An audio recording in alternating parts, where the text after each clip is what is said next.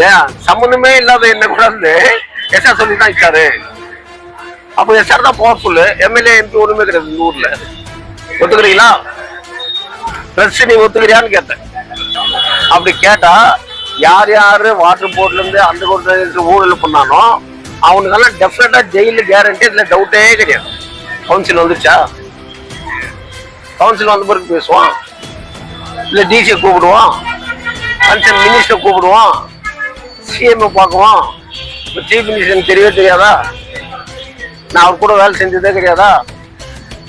HOD minister தெரியவே தெரியாதா? நீ கேளுங்க பிரபு, நீ தான் எல்லா இடத்துக்கும் போற, வாய் தரது கேளு.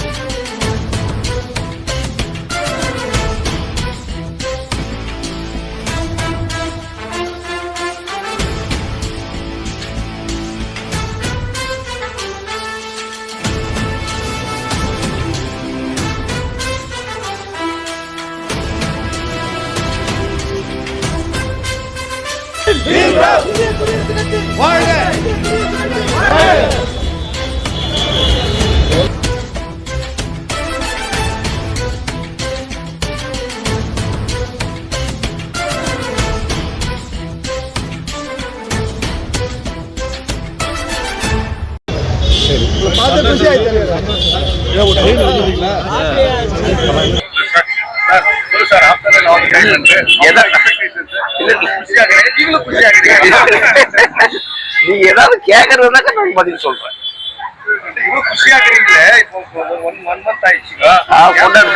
ஹனிமூன் போயிட்டு வந்த அதனால குஷியா இருக்கிற சொல்லு.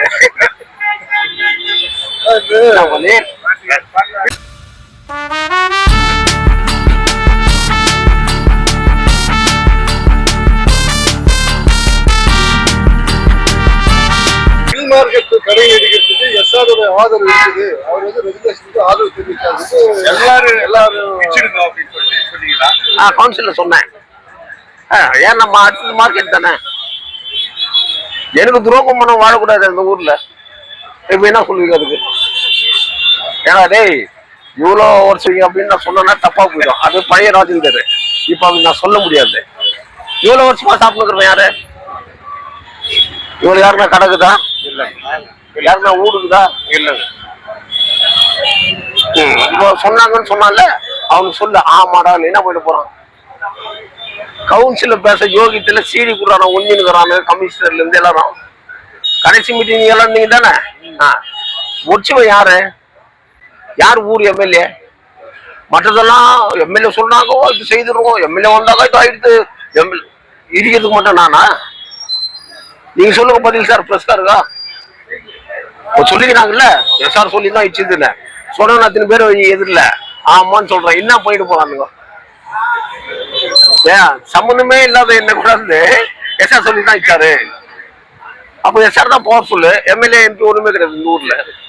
ஒத்துக்கிறீங்களா? பிரஸ் நீ ஒத்துக்கிறியான்னு கேட்டேன். என்ன சார்?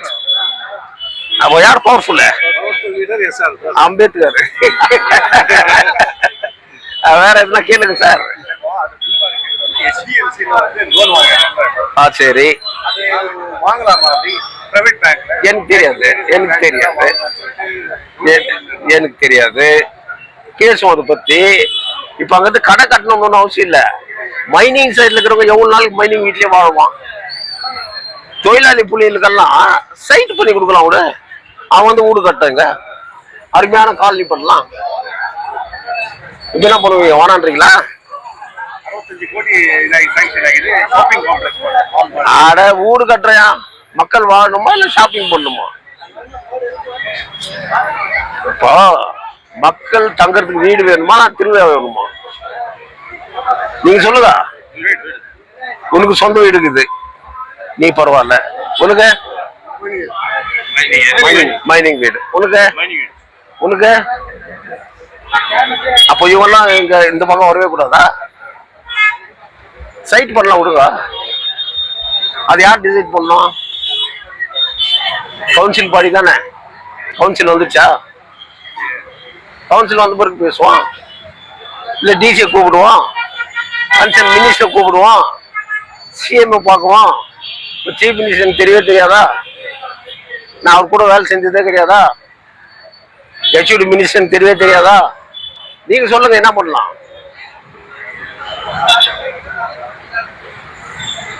சொல்லுங்க சார். நான் தான் சொல்றேன், சைட் பண்றேன்னு. சைட் பண்ணி ஜனங்களுக்கு கொடுக்கலாம் விடுங்க. ரெவன்யூ வருது முனிசிபாலிட்டிக்கு. அங்கங்க 50 லட்சம் 30 லட்சம் இன்டீரியர்ல போய் வாங்குறது. இங்க ஒரு நல்ல மார்க்கெட் ரேட் போட்டு கொடுக்கலாம் விட எல்லாருக்கும். அவன் கட்டுறான் வீடு, அவன் வாங்கிக்கிறான் லோன் பேங்க்ல. செய்யலாமா வேணாவா?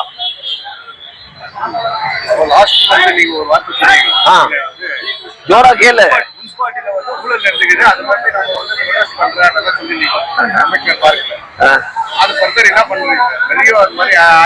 இப்போ ஊழல் நடந்துக்கிறது ஏற்கனவே நான் போட்ட லோகாயத்துல கேஸும் அட்டன் பண்ணிட்டேன்.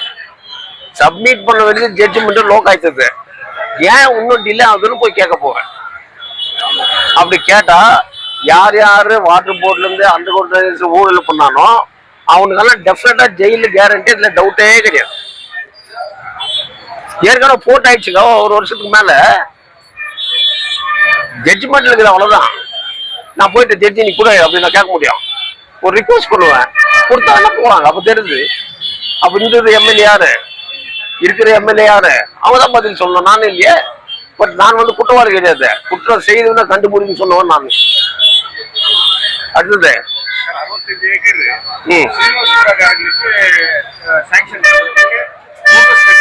ரெடி பண்ணி சாங்ஷன் பண்றதுக்கே சர்டிபிகேட்டா பண்றாங்க. எக்ஸ்எம்எல்ஏ சம்பவிக்க ஒரு அதை பத்தி தாசில்தார் என்கொயரி பண்ணி நான் பண்றேன் அப்படின்னு. இந்த ஊர்ல இருக்கிறவங்களுக்கு சைட் கொடுத்துருக்கலாம் இல்லையா? காங்கிரஸ் காரங்களுக்கே கொடுத்துருக்கலாம் இல்லையா? கொஞ்சம் சரியா? நீங்க என்ன சொல்லுங்க? கொஞ்சம் சைலண்டா இருக்கு சார். கொஞ்சம் இந்த ஊர்ல இருக்கிறவங்களுக்கு சைட் கொடுத்துருக்கலாம் இல்லையா? இந்த ஊர்ல இருக்கிறவங்களுக்கு கரெக்ட். அப்புறம் வெளியூர்ல இருக்கிறவங்க ஏன்டா கொடுத்தீங்க, அதான உங்களுடைய கேள்வி. இந்த ஊர்ல இருக்கிறவங்க ஏன்டா ஓட்டு போடலாம்? இப்ப என் கேள்விக்கு நீ பதில் சொல்லு. இதுக்கு மட்டும் இந்த ஊருக்காரன் போகணும். ஓட்டை யாருக்கு போட்ட? கொடுக்கட்டும் ஒரு வெளியூருக்காரனுக்கு. நீ வெளியூருக்காரனுக்கு ஓட்டு போட்ட, அவன் வெளியூருக்காரனுக்கு கொடுக்குறாங்க. என்ன தப்பு அதுல? நீங்க சொல்லு. சம்பை எந்த ஊருக்காரு? சம்பையே எந்த ஊருக்காரு? ராமக்கா எந்த ஊருக்காரு? நம்ம மரியாதைக்குரிய எம்எல்ஏ ரூபம்மா எந்த ஊருக்காரு? யாரு கொடுத்துக்கிறாங்க? யார் கொடுத்துக்கிறாங்க? கொடுக்கட்டும் கூட. வெளியூருக்காரனுக்கு சைட்டு கொடுத்ததுக்கு இவ்வளவு போட முடியும். உள்ளூர்காரனுக்கு ஓட்டை போடல, அது யார் போட போறது? நமக்கு என்ன போச்சு? மீடியாதான் வரணும்ன்றீங்க, வரட்டும். இப்ப நான் கேட்ட கேள்வி உங்களால பதில் சொல்ல முடியுமா? நீங்களும் அந்த மண்ணில் போடுறவங்க தானே. இதுல என்ன தப்பு வெளியூருக்கார கொடுத்ததுல?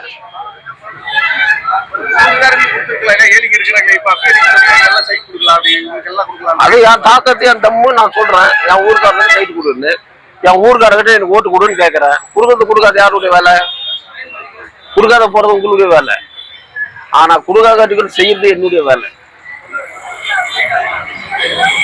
இல்ல ஒண்ணும் மாற்றமே இல்ல. 60 ஏக்கர் கொடுத்துட்டாங்க, இது கொடுத்துட்டாங்க. நியூஸ்ல பார்த்து தானேக்கிறேன்.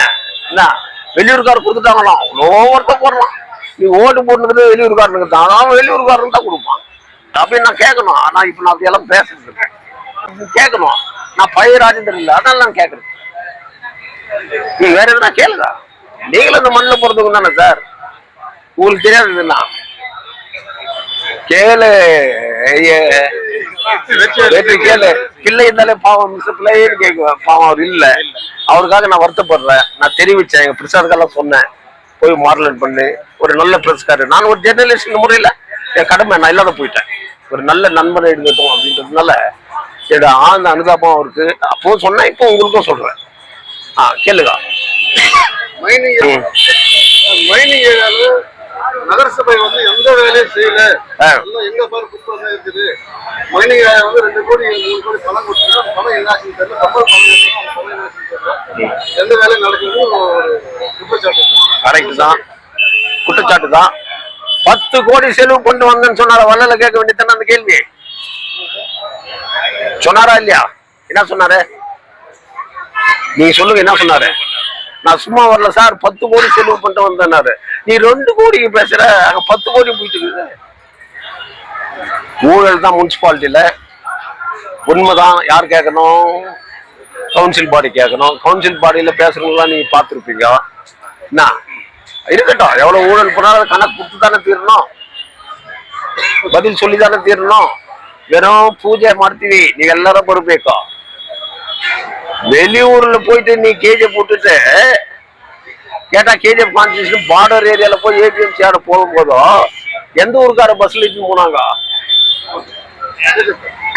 போனாங்களா பஸ்ல என்னன்ட்டு போட்டோ கொடுக்குற 200 ரூபாய் கொடுக்குற அப்படின்னு போறவங்களுக்கெல்லாம் இப்படி சொன்னா ஓட்டு போட மாட்டாங்கன்னு நீங்க பயப்படுறீங்க. நான் அதுக்கு இல்ல, எங்கேயோ கொண்டு போய் ஒரு மூலையில போட்டு புண்ணியது. ஏன்னா அவங்க பெரிய மனுஷன் இல்ல, மகன் மாதிரி கேட்கலாம்ல. ஏன் ஊர்ல போடக்கூடாது? நீதான் 100 ஏக்கர் மைனிங் வாங்கிக்கிற, ஏன் அங்க போடக்கூடாது? என்டிஎஸ் பக்கத்துல காலி இடங்குற 450 ஏக்கர் நல்ல, ஏன் அங்க போடக்கூடாது? டெவலப் ஆயிருக்கல மைனிங். நியூ டெல்லி ஓல்டு டெல்லின்னு சொல்றான்ல, நியூ பிஜிஎம்எல் ஓல்டு பிஜிஎம்எல் வைக்கலாம் வா, அதுக்கு நீ வாய்ப்பு கொடுக்காம போயிட்டீங்களா? இப்போ பெம்மல் கோட்டர்ஸ் இருக்குது, போய் பாருங்க, சுடுகாடு மாதிரி இருக்குது, ஆளுகளே இல்லை.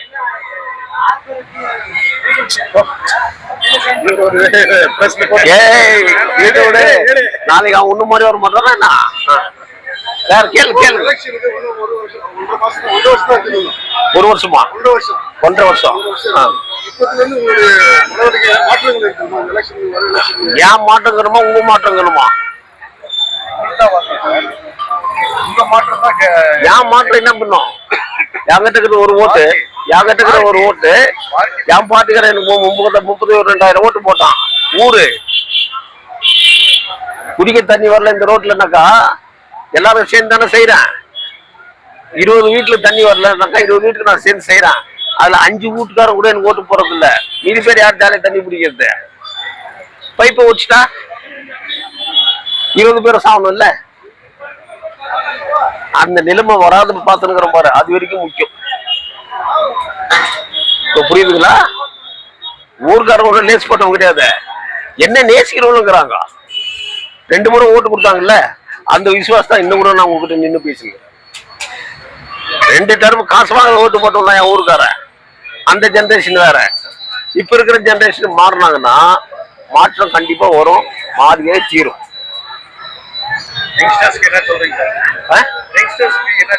யங்ஸ்டர்ஸ் வாலிபா நல்லா படி, வாழ்க்கையில மேல வர கத்துக்கோ.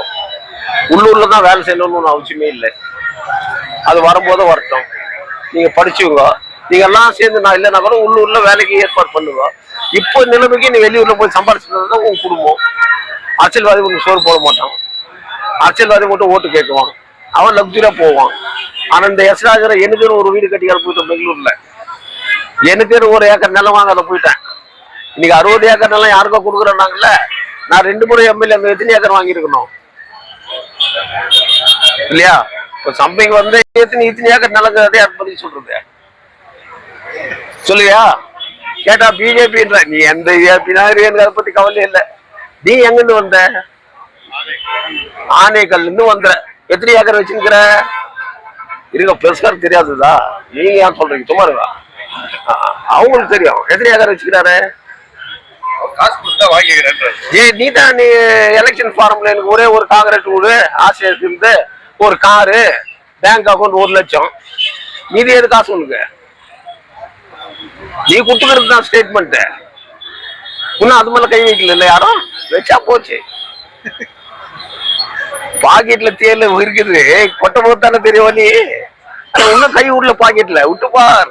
இப்பதானே விடுறதுக்கு வந்துக்கிற. 13,000 பேருக்கு பென்ஷன். ஆமா, ஸ்டாப் பண்ணாலும் எம்எல்ஏ தான் வாங்கி கொடுக்கணும், எம்பி வாங்கி கொடுக்கணும். ஒரு வார்த்தை சொன்னான்னா ஆக போகுது. நம்ம ஊர் எம்பி நான் செந்தில் கையை பிடிக்குது பரவாயில்லையா? இப்ப நம்ம ஊர் எம்பி 2 முறை பங்காருப்பேட்டில் இருந்தார் இல்ல, தோத்துட்டார் இருந்தார் இல்ல, தோத்துட்ட பிறகு அவர் செய்த வேலை என்ன? என்ன 4 முறை தோக்காச்சுங்க சார், ஆனா நான் என் வேலை செய்துக்கிறேன். 2 முறை அவர் தோத்துட்டாரு, பங்காருப்பேட்டுக்கு என்ன வேலை செய்தாரு? தலையாட்டு கூட கேட்ட கேள்வி பண்ணு. ஏன் வரல அப்போ? அதான் ஒரு நாயை கூட்டின்னு வந்தோ, ஒரு கழுதியை கூட்டின்னு வந்தோ, ஒரு மாடை கூட்டின்னு வந்தோ எம்எல்ஏ நாக்கிட்டு வந்தேன். ஐயோ மாடு வருது, ஐயோ மாடு வருது. நேற்று வரைக்கும் மாடு ரோட்ல தான் போயிருந்துச்சு. அந்த மாதிரி எலெக்ஷன்ல ஜெயிச்சுதான் செய்யக்கூடாது, மக்களுக்கு என்னைக்குமே நேர்மையா செய்யறது இருக்கணும். அப்ப நம்ம எம்பி கேட்கலாம்ல, 13,000 பேர் 16,000 பேருக்கு பிரச்சனை இல்லை. ஏன்னா பதவியில் இருக்கிறவங்க யாரும் பேசக்கூடாது. பேசினா அஃபென்ஸ் யூனியன்ஷன் இருக்குது, யாரா இருந்தாலும் பேசலாம். ஆர்டிகல் 19 இருந்து 21 அந்த ரைட்ஸ் இருக்கு. இது எழுதுனவர பாபா சாஹேப் அம்பேத்கர் தான். இப்போ நம்ம தந்தி ரிப்போர்ட்ரு பேப்பர்ல வராது, ஏன்னா இவர் எழுதுனா அவங்க போறதில்லன்றாரு. அப்ப நான் யாரை திட்டணும்? இவரையா அவங்களையா? ஆனா மீடியால வருதுன்றாரு. சரி வரட்டும், பட் நியாயம் நீ தமிழ் தானே. இங்க தமிழ தெலுங்கு காணா முக்கியம் இல்ல, தங்கவயல் மக்களுக்காரன் தானே. ஏன் தங்கவயல் நியூஸ் ஆகல, நீ ஏன் நீ கேட்கல? நான் சொல்லி விட கேட்கலன்னு சொல்லி தான் எடுத்து உட்கார தரணும். எல்லா பேப்பரையும் கொளுத்துறேன். கொளுத்துட்டா நான் ஒரு எம்ஏ ஜெர்னலிஸ்ட் ஆகிறதுனால நான் அது கொளுத்தல, இல்லைன்னா அத்தையும் கொளுத்திருக்கேன். வேற இப்போ புரியுதா? ட்ரெஸ்ஸும் இதே ஊருக்காரு தான். ட்ரெஸ் என்னவோ வெளியூர்ல இருந்து வரல, நீயும் பாதிக்கப்பட்டதாங்கிற. உன் பாதிப்பு சொல்ல மாட்டேங்கிறே. நாங்க பிரஸ் எப்படி சார் சொல்ல முடியும்? நீ சொல்றது வேற யார் சொல்ல போறான்? நீ சொல்றது வேற யார் சொல்ல போறான்?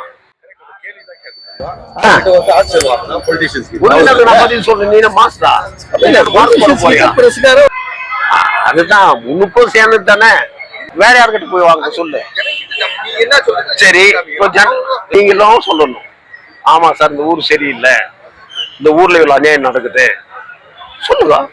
நாளைக்கு உங்களை பிரஸ் கூப்பிட்டு மீடியா கொடுக்குறவா என்னங்க இப்படி சொல்லிக்கிறீங்கன்னா, நான் இருக்கிற உண்மை தான் சொன்னேன். நான் அந்த ஊர்ல போறதவன் சொல்லு தைரியமா. சொல்ல முடியாது.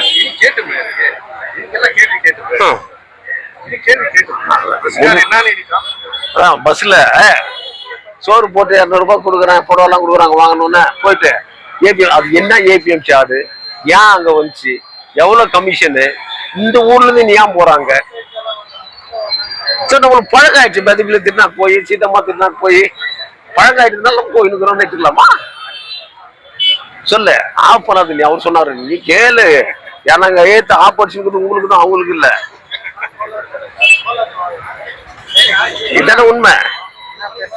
அதனால வேற ஏதாவது கேக்குறீங்களா? பண்ணுவோம். இல்ல பண்ணுவோம். எத்தனை கோடி இப்போ கமிஷனருக்கு வந்து கேட்டா பதில் சரியா சொல்ல மாட்டேங்கிறார்.